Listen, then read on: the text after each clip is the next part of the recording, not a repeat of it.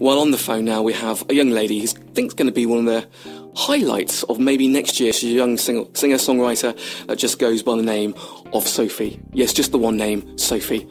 Hello, Sophie. Hiya. How are you? Fine, thank you. How are you? I'm all right. I'm not so bad. It's all good, really. So basically, I'm going to tell the listeners a bit of a story about you. We first got your single, Sunny, on last Monday.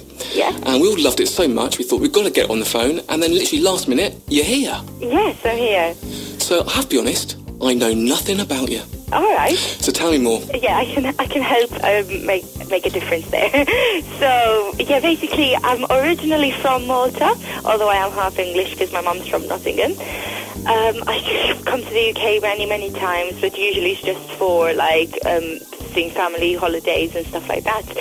This time, last summer, I came up to the UK to tour, because I am a singer-songwriter, as you said, work with a brilliant guy back in Malta, Elton Darb, on our original music, and I basically toured the UK during the summer. I had over 20 gigs, which was amazing for me, because, as I said, this was my first taste of the music scene outside of Malta, and I was really, really, really touched and really impressed by the reaction of the UK public. And after that, another sort of mini tour came off the back of that, this November and December, and that was to promote my new single, which is Sunny.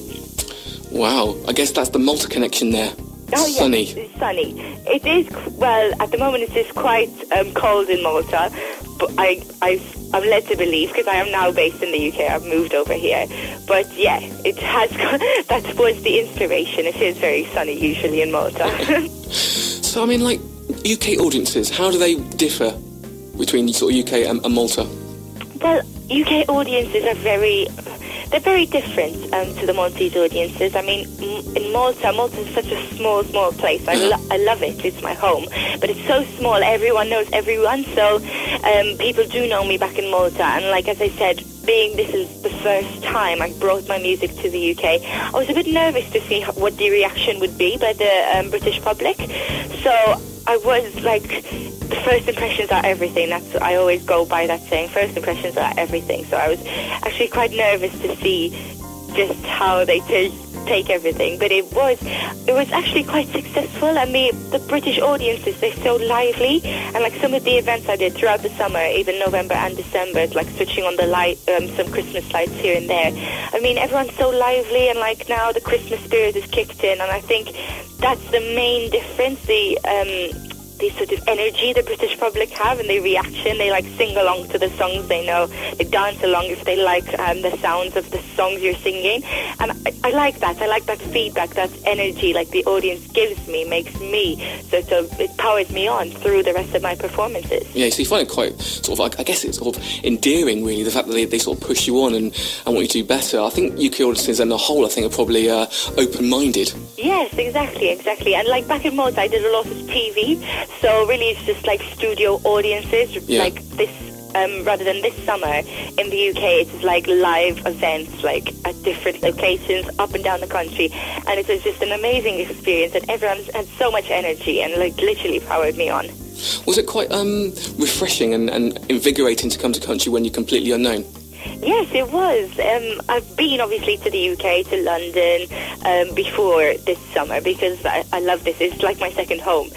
But it was very different, because being used to a certain audience and not knowing what to expect when you're approaching a different audience of people, it was a bit intimidating for me at first, and knowing how to approach it and how to go about a new audience and performing to a different group of people. That was a bit intriguing at the start, until I got sort of steady on my feet, Yeah. I did have how many was it? Around 20 gigs. So by the end, I was really comfortable, and I got used to it, and I sort of found my way in the end. But it was a whole journey for me throughout the summer, and even leading on to the November and December. I mean, it's all been so amazing for me, and I've been blessed to be able to have performed at such amazing events.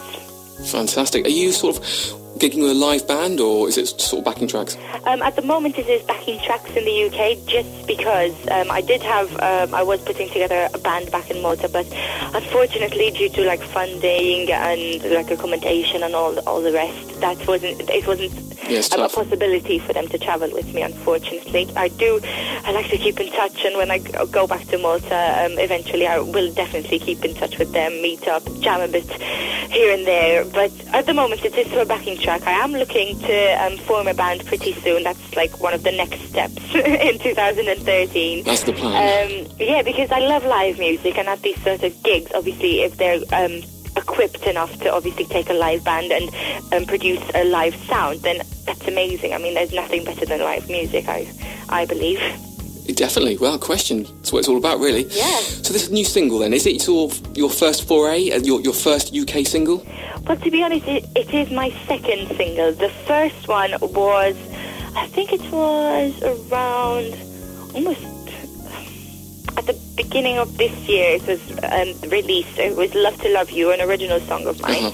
And that was kind of to test the waters, like with the radio stations, and see how we would get on with an original song, going first, like with an original song. And the feedback was really, really positive, and everyone loved the sound of my original stuff. The only thing was, they were saying, to be honest, like, you're not known enough. You're not known enough to the UK audience for us to just play a random song of yours. And I was like, well, fair enough. So I kind of did something about that, and that is my inspiration to then go on and find all those different sort of events throughout the summer. And I was like, right, I'm going to make it a point for people to know who Sophie is. So, yeah, that was the inspiration behind the summer tour and now the gigs in November and December. So did you find that a little bit sort of strange? What do you mean? The fact that, the radio station said, yeah, we love the record, but because you're not known, we won't really sort of push it that much. I kind of understood, because there's so much talent about, like, at the moment especially, everyone's just coming up with new stuff, like, every day, and everyone's constantly songwriting and producing amazing materials, so I've definitely understood, and like no hard feelings whatsoever there, but it kind of pushed me on, and I didn't give up with that first, like, oh, it's great, we love the sound, but you're not known enough. Yeah. That didn't, I'm not the sort of person who hears something like that and goes, all right then, well, we tried, and give up. And that's it. I'm definitely not that sort of person. I keep fighting, and that actually gave me a bigger boost to go, oh, you know what, all right then. My aim was like that. I said, okay, this time next year, I'll go back to those certain like radio stations and say, well, now I've done this, and this. Now play me. Now what do you think? And just see how that approach, where that takes me. Yeah. So when you're writing Sunny, did you have that in mind? Did you have any sort of like things you were going to change, maybe make it more sort of radio friendly, or was it just like, literally the song came out? Well, Sunny is actually my version of the Bobby Hebb classic. Yeah. So, it's always been really, really, really high on my like all-time favorites. So it's always been a really, really loved song for me. When management came to me and said, well, we're going to look at Sunny for like reproducing and redoing in like a Sophie style for the album, and maybe as releasing of the single, I was really, really, really excited. I can't tell you. Like, me and Elton had a blast, like, working on this back in the studio in Malta. And we did work on it for quite a while, just, like, fine-tuning and being really picky at how we wanted it to sound.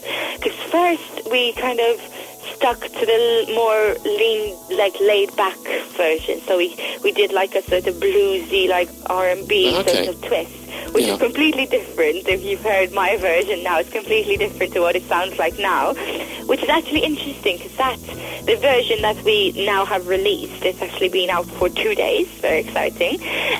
That's completely different to where we started. We started at the really slow tempo and really relaxed and slow version of Sunny.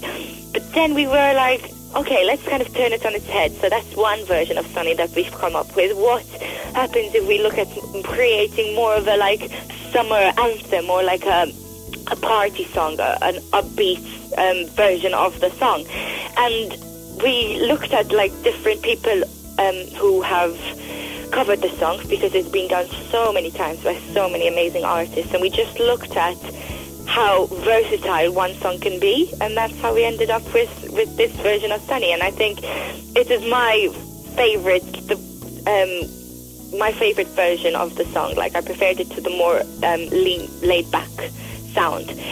We did keep a hold of that, the earlier version of Sunny, because we might be using that for a couple of tricks we've got up our sleeve. I can't say too much, but yeah, we did choose the more upbeat version because it's like Christmas time now. So I sang it all the way through summer. Everyone really, really loved it, like by the reaction of the audience, and I was really touched by that. And now it's Christmas time. We said, what a better time than now to release this single. So fingers crossed everyone likes it as much as we do, I guess. Fingers crossed. Well, Jenny Newton-Abbott has just sort of tweeted in, sort of say, yes, I love the song and I have downloaded. But she wants to know, is there going to be an album in the offing? Yes, we've been working so hard on this album. I mean, we've been writing away for a couple of years now, actually. I'm just creating new original stuff. Me and Elton back in Malta. I do play the guitar and piano, which helps. So I'm very creative when it comes to like songwriting and just throwing songs at like Elton. And sometimes he goes, oh well, I don't think that's like good enough to actually go on the album, or we can store that. Maybe we could work on that. Well, maybe we could pick up the tempo on this one, maybe slow that one down. And it's just like ideas non-stop, and it's so much fun to work on something like that and putting an album together. I mean, you just kind of have to choose the best of your repertoire and the best of your sort of creations to put together on one disc. And I mean, we have been working on that non-stop. We are in the stage now of mixing, doing the final mixes and masterings. So I can't put an actual date on it, but I'm sure sometime in the new year, fingers crossed, you guys will be able to hear that. Fantastic. And is Sunny going to feature on that one? Yes, it will, definitely, no doubt. Sunny and Love to Love You, which was my first single, they would be. It's my wish for them to be on the album. So, yeah. Fantastic. So, that's all it needs to do now is for us to play the track. Do you want to introduce it for us? Definitely. So, everybody, this is my version of the Bobby Hebb classic. You can find it online, iTunes, Amazon. It's available right now. Facebook me on Totally Sophie, or Twitter at Totally Sophie. This is Sunny. Thank you much. Thank you.